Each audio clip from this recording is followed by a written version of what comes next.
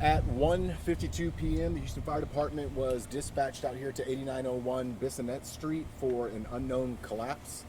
The first unit that arrived on scene found a trench approximately 8 feet deep and then upgraded the call to a trench collapse.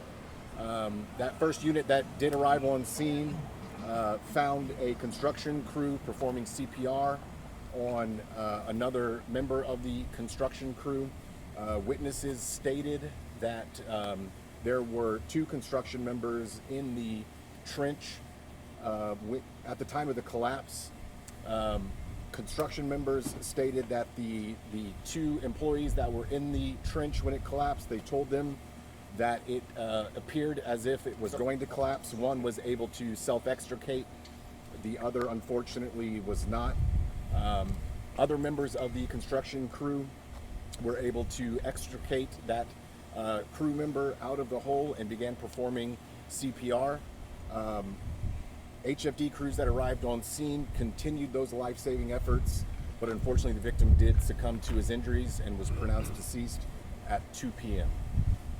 Can you give us an idea of what this trench is like? Like how big is it? How deep is it? What is it?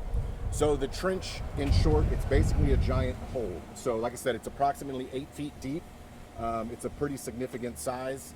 Yeah. What was the work that was happening here? It's unclear. We're not sure.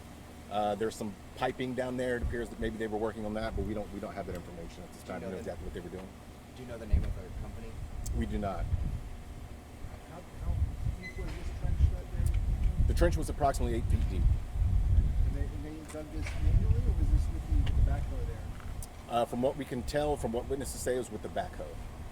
So we know that the victim was Hispanic. Do we kind of know the age? We do not at this time. Family is still currently being notified, so we are not. We don't currently have that information. We're not releasing it until family has been notified. Can you describe what the setup was like? Like, how did they get down into the hole? Was there a ladder? Or So there is a ladder.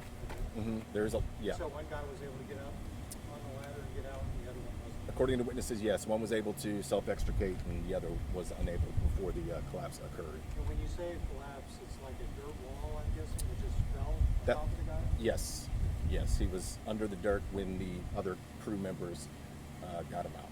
So do you believe he suffocated? It's unclear at this time. That'll be up to the medical examiner to determine the exact actual cause of his death. And are you able to tell us like how safe the area around it is now? Like, is there a chance that other parts of the ground could collapse? So typically with a trench collapse, once one collapse happens, it isn't uncommon for another to occur. It can happen more frequently once one actually happens. So yes, it has been secured.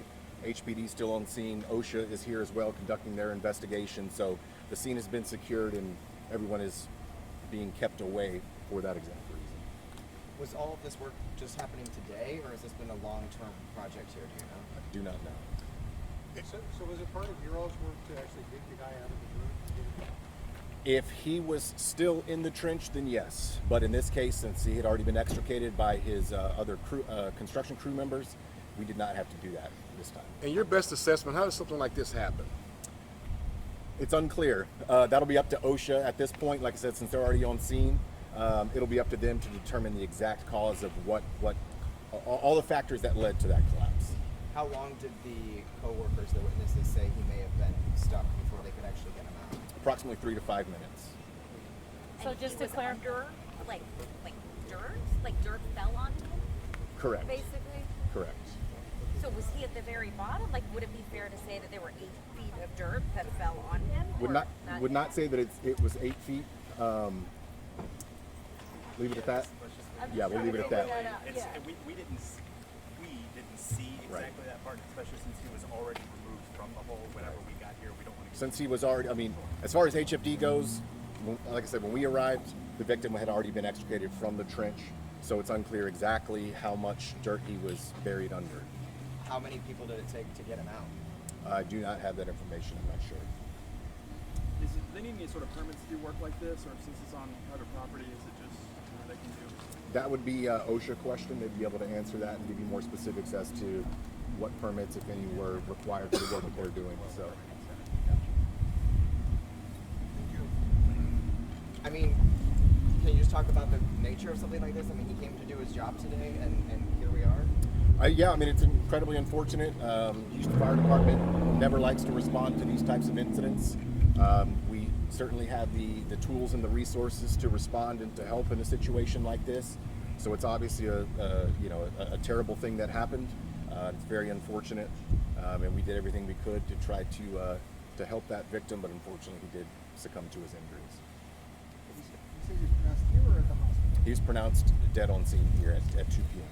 And is any family here now? His son Family's is in the process of being notified. family is in the process of being notified. Thank you. Yep.